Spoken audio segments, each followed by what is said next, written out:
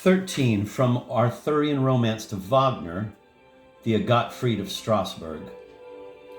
The first time the myth was created anew, out of a mind exceptionally conscious of the theological implications, was in the version by Gottfried of Strasbourg about the beginning of the 13th century. Gottfried was a clerk who read French. He often quotes lines from Thomas, and who was strongly moved by the controversies which had raged between Bernard of Clairvaux and the Cathars, and had also involved Abelard, the school of Chartres, and several heretics who came dangerously close to the abbot of Cluny's, quote, mysticism of the heart, end of quote.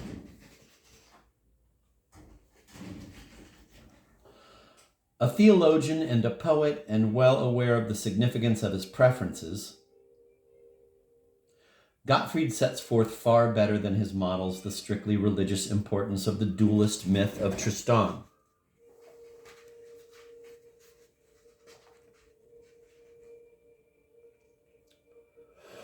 But also, and for the same reason, he discloses better than all the others a fundamental element in the myth. A sensual fret and a, quote, humanistic, end of quote, pride that makes up for the fret. There is fret in it because it depicts the sexual instinct being resented as a cruel fate and as a tyranny. There is pride because the tyranny is imagined to become a divining. There is pride because the tyranny is imagined to become a divinizing force, setting man up against God, once it is decided to yield to it. The paradox heralds Nietzsche's amor fati. Whereas Bérulle limits the action of the philter to 3 years, and Thomas makes the herb wine symbolize the intoxication of love, Gottfried treats it as the seal of destiny, the sign of a blind force external to the persons concerned, and as an expression, too, of the goddess men's will. That goddess, I ought to say, is a reviviscence of the grandmother and comes out of mankind's most remote religions.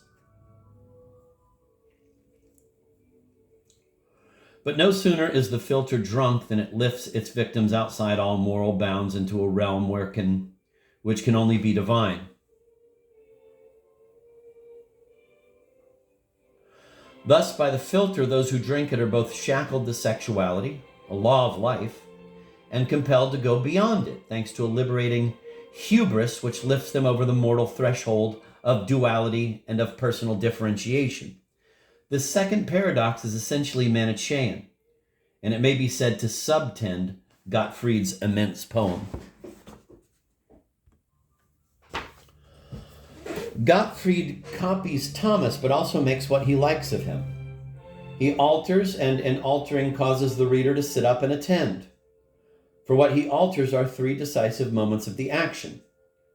A, he somewhat ferociously throws into relief the unmistakably blasphemous nature of the episode of the judgment by red-hot iron.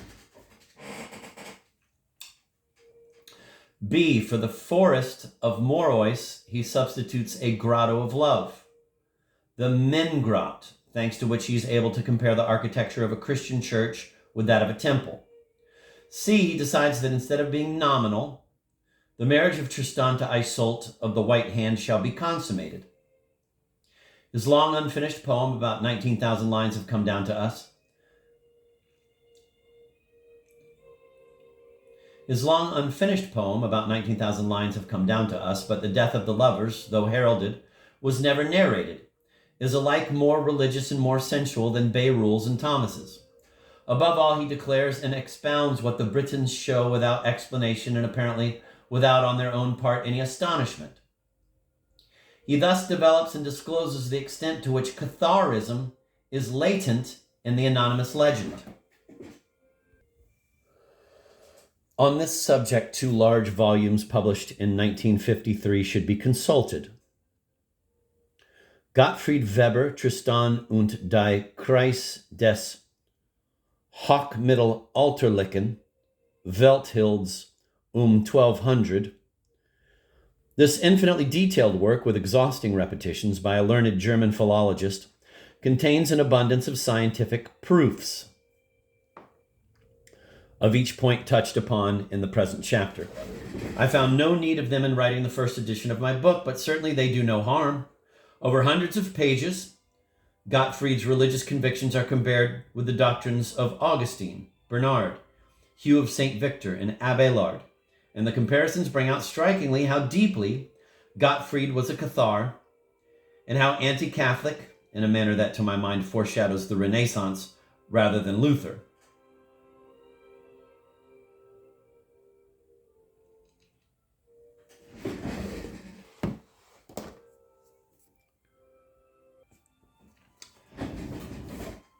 A. The judgment of God was a barbarian custom, but the church recognized it in the 12th century and had indeed just subjected to it some women in Cologne and Strasbourg who were legitimately accused of Catharism. The ordeal consisted in grasping with the bare hand a red-hot iron bar. Only liars and perjurers were burned. As I recalled above, Iseult asked to be subjected to this judgment when she is accused of betraying King Mark. She invites the judgment out of excessive pride and in a spirit of defiance. She swears that no man has ever held her in his arms except the king, unless, and here she laughs, she ought to count a poor pilgrim who has just carried her ashore from a boat. And the poor pilgrim is Tristan in disguise. The ordeal is a success. Gottfried says, quote, "It was thus manifest and proved that the most virtuous Christ swings to every wind like a weathercock and takes any fold like a mere cloth." I'm going to reread that. It was thus, quote, "It was thus manifest and proved that the most virtuous Christ swings to every wind like a weathercock and takes any fold like a mere cloth. He lends himself and can be adapted to anything, according to the heart of each, in behalf of sincerity as in behalf of cheating. He is ever what it is wanted he should be," end of quote. The allusion to the heart is unmistakably directed at Bernard of Clairvaux, whose writings were so familiar to the poet as in many places to be imitated by him in their dialectical accounts of suffering, desire, and ecstasy, with, however, inversion of the lessons to be drawn. I'm going to reread that. The allusion to the heart is unmistakably directed at Bernard of Clairvaux, whose writings were so familiar to the poet as in many places to be imitated by him in their dialectical accounts of suffering, desire, and ecstasy, with, however, inversion of the lessons to be drawn. For the poet, the final ecstasy does not lead into the daylight of God, but into the nocturnal darkness of passion, not to a human being's salvation, but to his dissolution. The passage cited above expresses a virulent resentment at Orthodox doctrines which, quote, "make Christ take any fold like a mere cloth," end of quote, and cause him to sanction posteriorly everything that, in the eyes of Gottfried himself and of the heretics of his day, the pure gospel and the dualist gnosis condemned. The world is manifested, the flesh in general, and in the world the social order of the time, feudal, clerical, and martial, and within that order, marriage.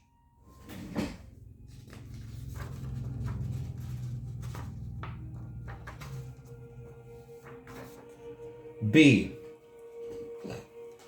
The Mengrot is pictured as a church, the poet displaying a genuine understanding of liturgical symbolism and of the beginnings of Gothic architecture.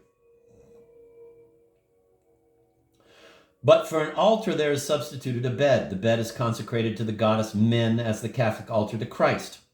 And on the bed the courtly sacrament takes place. The two lovers communicate in passion.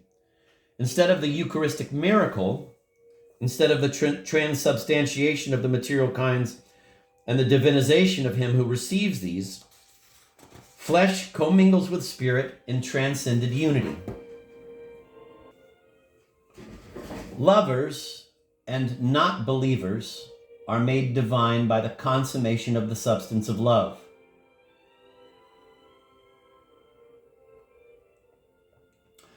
Whether this is spiritual or physical is left deliberately uncertain.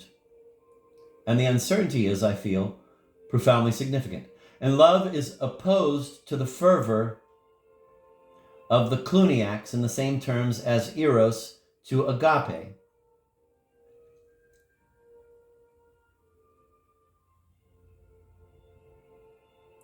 And I must add, is incompatible with that other sacrament which orthodoxy has perverted in adapting it to social and material ends. The sacrament of marriage joining two bodies even where there is no love between them, a sacrament which the Cathars never stopped attacking in aiurata fornicatio. Moreover, it seems possible to identify in this episode of the Mingrot the dialectic which the great mystics were to resort to from the 13th to the 17th centuries. The three ways, purgative, illuminative, and unitive, are very plainly prefigured here, though inflected or inverted by Gottfried's dualist and even Gnostic convictions. I'm going to reread a few of those sentences.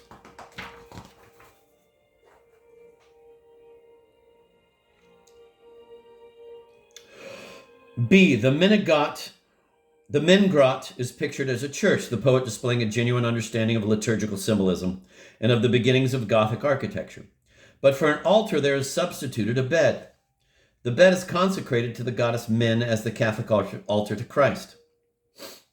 And on the bed, the courtly sacrament takes place. The two lovers communicate in passion.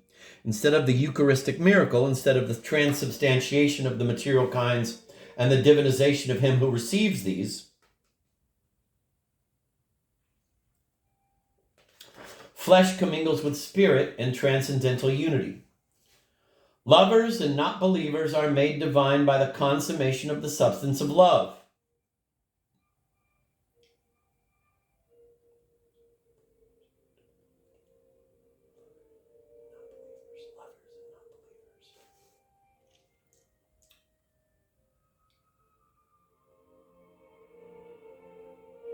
Whether this is spiritual or physical is left deliberately uncertain, and the uncertainty is, I feel, profoundly significant.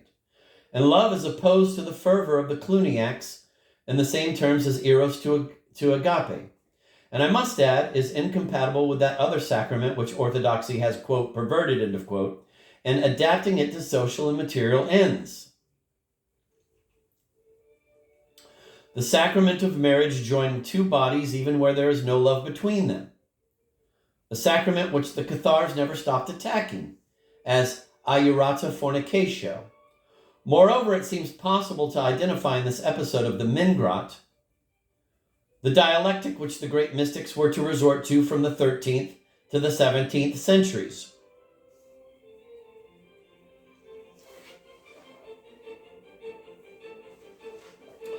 The three ways.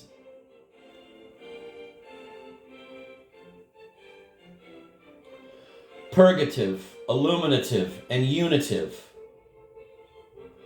are very plainly prefigured here, though inflected or inverted by Gottfried's dualist and even Gnostic convictions. Regarding Gottfried's Gnosticism, he seems to have believed, like the Carpocratians, that the purgatio of tyrannical instinct is only to be obtained by yielding to the instincts in the first place.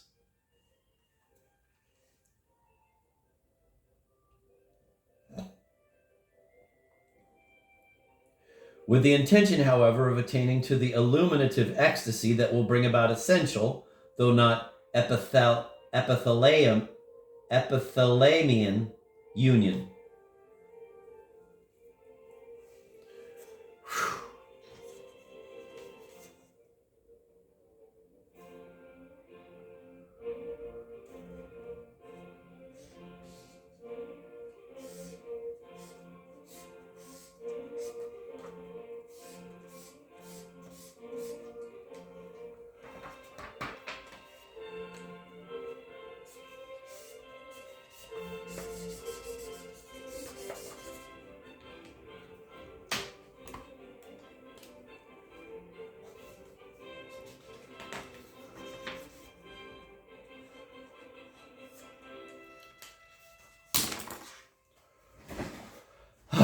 C. In being consummated, Tristan's marriage to the second Iseult establishes a parallel, which Thomas avoids, with the loveless marriage of Iseult the Fair to King Mark.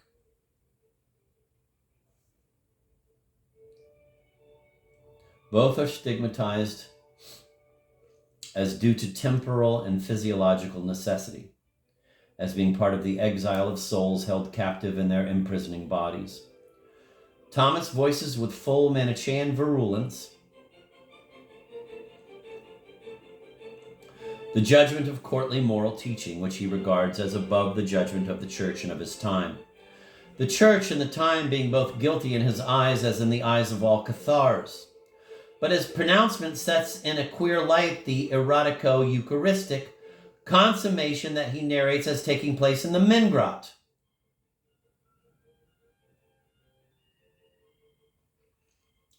In a Catharist view of the world,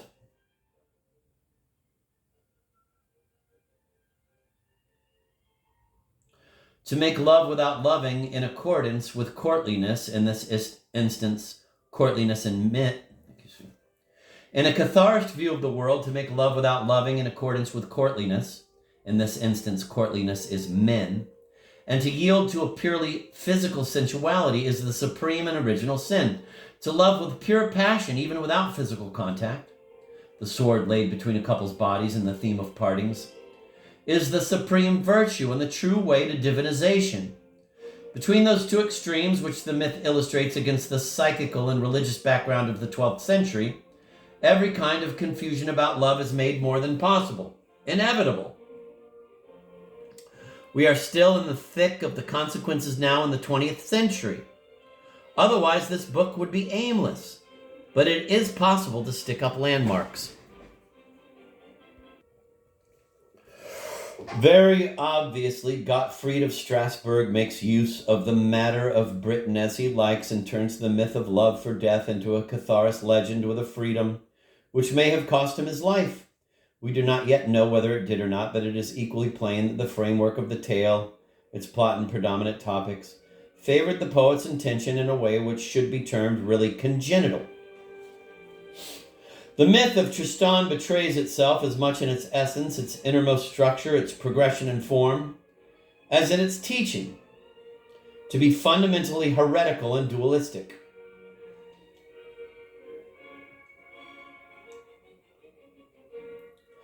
Chance has no place here, nor is there occasion for any such suspension of judgment as some of our learned friends seem wont to mistake for science.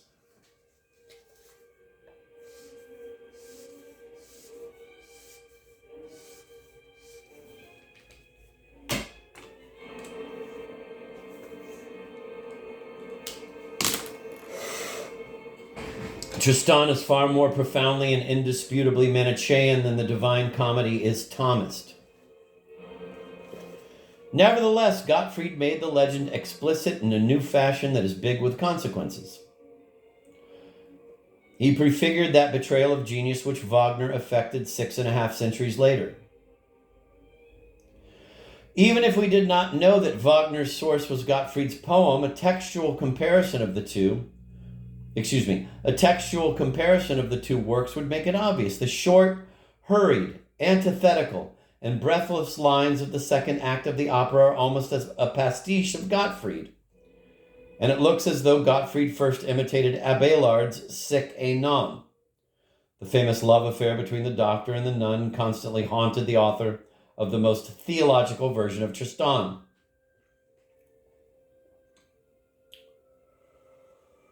The famous duet in which Tristan and Isolde mingle their names, deny their names, sing of surpassing the separate self, and time, space, and earthly calamity is taken almost literally from different passages of the poem. Here is just one instance. Gottfried, lines 18,352 to 18,357.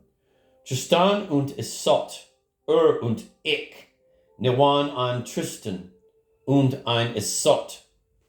In Wagner, Act 2, and all the last part of the scene, nicht mehr Tristan, nicht mehr Isolde.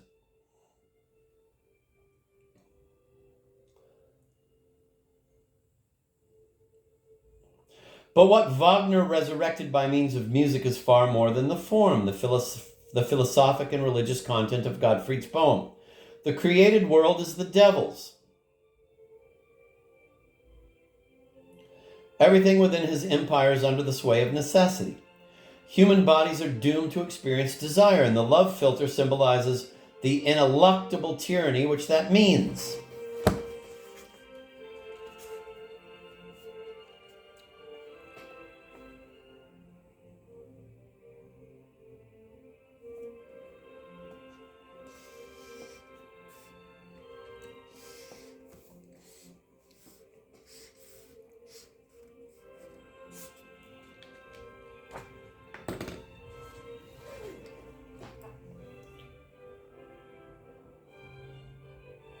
Man is not free, he is determined by the devil.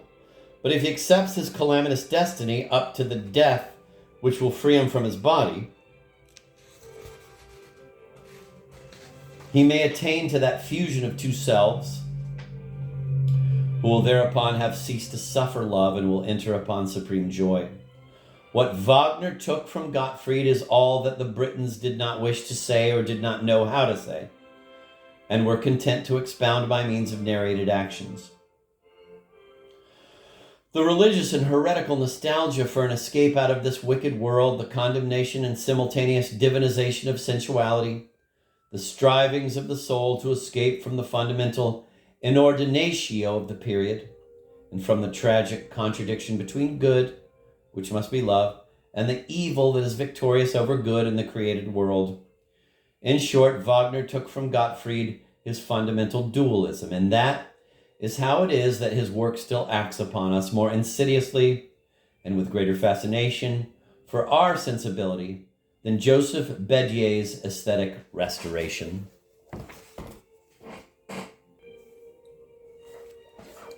14. What has been ascertained so far?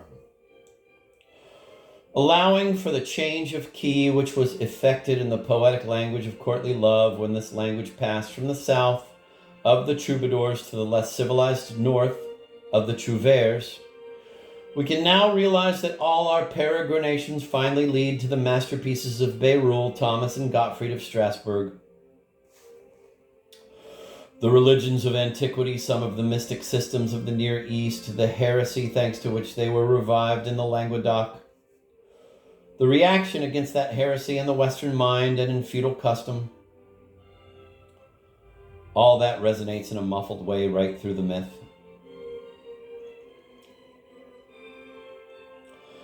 We have thus been brought back to the romance of Tristan, having ascertained why it was necessarily written at a particular time, the very time in which certain particular heretical traditions intersected, as it were, certain particular institutions whereby those traditions stood condemned savagely. For that was the moment when the heretical traditions were compelled to find expression in equivocal symbols and to take on the form of a myth.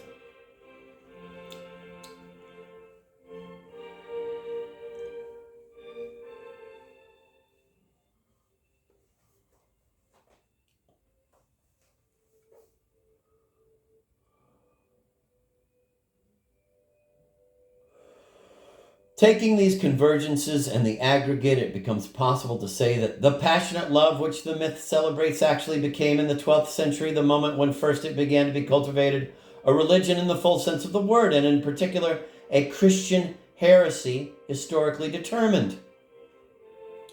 Whereupon it may be inferred, A, that the passion which novels and films have now popularized is nothing else than a lawless invasion and flowing back into our lives of a spiritual heresy, the key to which we have lost. And B, that underlying the modern breakdown of marriage is nothing less than a struggle between two religious traditions, or in other words, a decision which almost always we reach unconsciously, in complete ignorance of the causes, ends, and perils involved, and for the sake of a morality which, although still alive, we no longer know how to justify. Moreover, passion and the passion myth are active in many other ways than that in which our private lives are affected. Orthodox mysticism in Europe has been another passion, and its metaphorical language is at times curiously akin to that of courtly love. Considered chronologically, the great body of European literature expresses nothing other than an increasing secularization of the myth, or, as I would rather say, successive profanations of its content and form.